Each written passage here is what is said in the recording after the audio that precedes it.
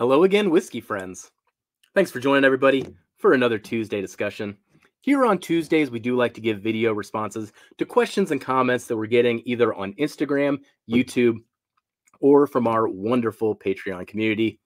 Thank you so much for all the support. Now, what we've been doing on the channel recently here is working through some of the barrel picks that we've just recently released just a few weeks ago. As of recording, these are still available on SharePour. At least 3 of the 4 are still available. The Blue Note, which I did a feature on last week, is available.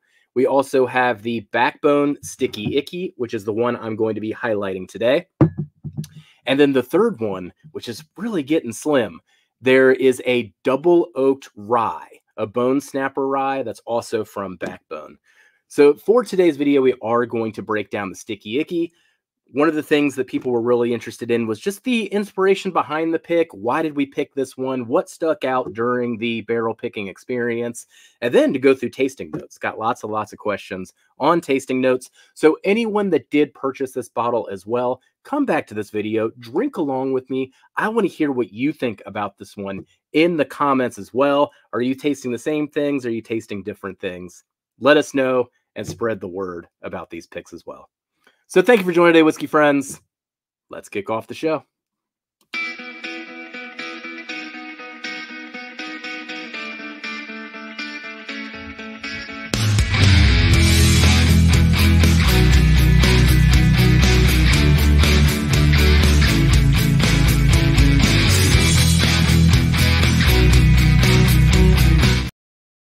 All right.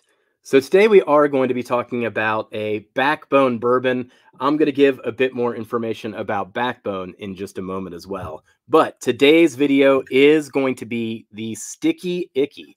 Let's see if I can get this sticker here to load up. So first off, why is it called the Sticky Icky? I mean, a lot of it comes down to the tasting notes that we're going to get into. I mean, talk about some gooey caramel and butterscotch and all of those type of flavor notes. You know, Sticky Icky was just a really good name for it. But what also is occurring here on this picture is that we got our good friend Ethan, who just got sprayed by a barrel right before that. If you can see the background there, all the barrels are just spraying all over him. He actually drilled into a barrel and Adam failed to catch it. And Ethan got covered in whiskey. I mean, his eyes were bloodshot and everything. As soon as I took the picture, I knew he was going to end up on one of these bottles. Now, this pick and all of the other Backbones are in collaboration with many other channels. Dusty Dan set this one up. We also had Chris from Bourbon of the Week, Drifting Drams, Whiskey Uncensored, and then, of course, us over at Hello Again Whiskey Friends. So a lot of good palates on this particular pick. Now, this one's coming in at 129.8 proof, and it's only 4.5 years old. Now, that's a bit divisive for me. I did not intend to go to Backbone to pick anything that young. If you go through some of the history here, young MGP is actually a huge turnoff for me, especially if it is like grain forward. I am so glad it's not 2020 anymore, where all the picks used to be 4 years old, 5 years old. We've graduated from that. So for us to pick a 4.5-year-old bourbon, something about it had to stick out. And if you were to compare the color of this 4.5 compared to the 8-year we picked that same day, this thing is darker and it is dense and it is rich. We'll get into that in the tasting notes in just a moment. But totally surprised we walked out of that experience with a 4.5-year-old bourbon. The best thing about that, though, is that the fact that it is 4.5 years old kept the price down real low. It's like $49.99. Once again, this is available on SharePour under their single barrels. I'm not trying to do too much of a pitch here, but it's still out there, so go get one if this intrigues you. Why you still can. All right. So first off, yeah, just getting questions about why we chose to do a pick at Backbone. I was so happy when Dusty Dan invited us along to collab on this pick. For me personally, Backbone has been an OG MGP brand that I have been into now for, gosh, 6 years, 7 years. In the videos behind me, I mean, there's been a row of Backbones probably on every video since I've redone these shelves like 2 years ago. They're always right there. I've had like 9 to 12 single barrels of Backbone, and that dates back to 2018, 2019. I still have a few of the like 2008 era MGP that were single barrel Backbone picks. So good. To make room, I actually killed one from a Corkin bottle because I had to make room for all these picks up here in this corner. So, in general, Backbone was bucket list for me. Couldn't wait to go to Backbone, go in, drill some barrels. And that was the fun thing, too. So, Nolan over there at Backbone pulled out the tasting for us, had us walk through quite a few. And then, based on what we were reacting to, he actually let us go in and drill barrels. And that's what was leading to that Ethan story from earlier. Offered us a whole variety, though, of different ages, different barrel types, different finishes. What a really fun experience going on that one. Really glad with the 3 barrels that we walked away with.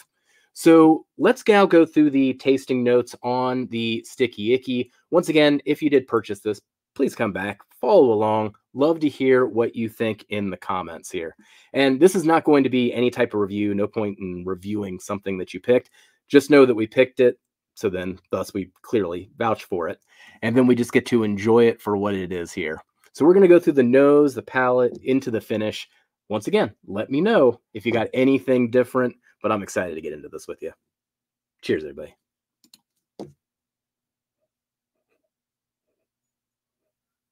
Man, the nose. I mean, it is just so oily and dense. I actually need to start exploring this one with a bit of water too. I'm curious to see if this one would bloom more.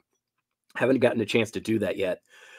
But really, the initial impression is just this equal blast of sweetness and spiciness from that 36% rye, but gooey, rich caramel. I mean, that is the thought that just rings in my head. I also get like a dry sugar cookie and a little bit of milk chocolate. Since day one that we tried this one, I have been equating it in my head like a Twix bar, like just a straight up candy bar, nice and gooey, like you broke it open, all that cookies flying everywhere. But that's what I get on the nose. So let's get into the palate.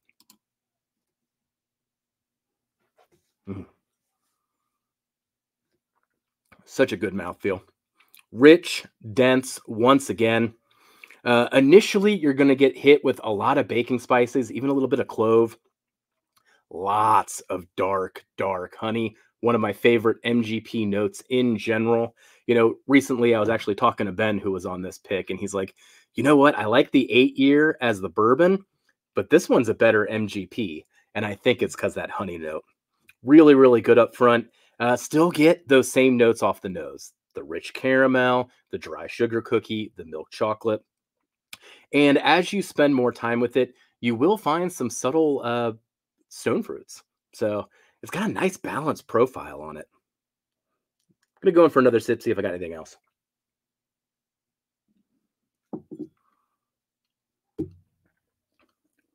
Oh, man. It's just so rich. Just lives up to its name. Let's get into the finish here. Oh, man. Really enjoying this. So, on the finish, the caramel and the cookie and the chocolate part, that kind of drifts away. That gooiness and that candy flavors turns more into a butterscotch for me. Dark honey really emerges as well.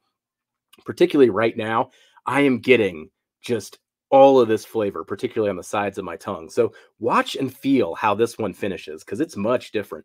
You also get a good blast of that rye spice, and then it's got that like dark barrel char. Like it's not oaky in any way, but the barrel char is just there and it really just wraps around the finish and just gives it this nice undertone to go with all the sweetness and spiciness. All right, let me do one more sip.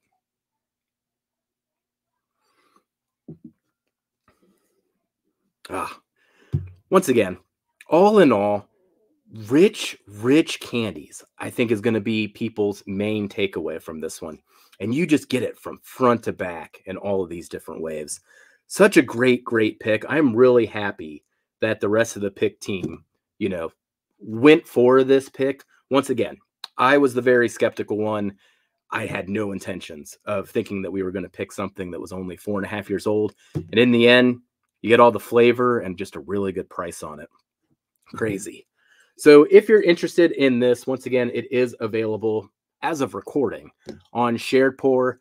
And man, just keep an eye out for future picks that will be coming up. We're going to do some more videos like this. Some of them will be Patreon only. So for those bottles that are sold out, we won't do it as a Tuesday discussion. We'll keep that in Patreon. And Darrell and Kelsey are working on some of those for the other two picks.